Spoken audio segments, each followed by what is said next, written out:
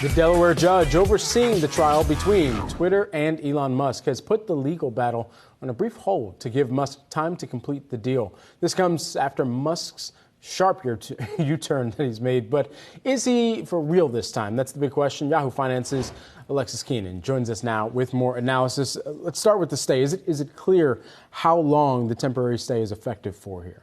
It is. So the judge has said that she will give until October 28th, so 11 more days from when that original trial was scheduled, to give the parties time to figure this out but really for Musk to close the deal. She's putting some pressure on Musk here because in Musk's request for this pause of the trial, what his lawyers asked for was additional time. It didn't have a date, though. What they said is that they think the banks can close on or around October 28th, not on necessarily that date. So he's going to have to make things happen here if he's going to make good on this so-called promise. Also, the judge went on to say if the transaction does not close by 5 p.m. on that October 28th date, the parties are instructed to contact her by email that evening to get November trial dates. So if it doesn't happen, you better believe that she is going to say, we're setting the trial now for November on the calendar.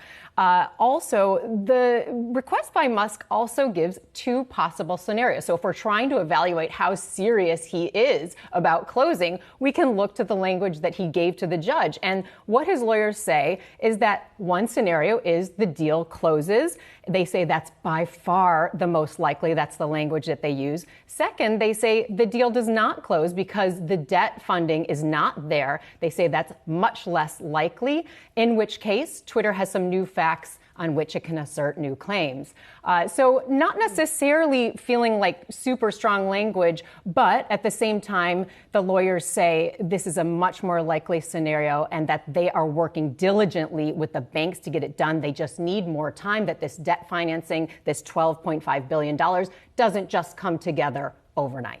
Right, even though supposedly it was lined up before, right? So one little thing here, and that even though October 28th is the deadline, if then she's not setting the court date until November, there does seem to be a little wiggle room there. Because, right, even if they don't make it by 5 p.m. on October 28th, then say she sets the date for November 5th. Mm-hmm.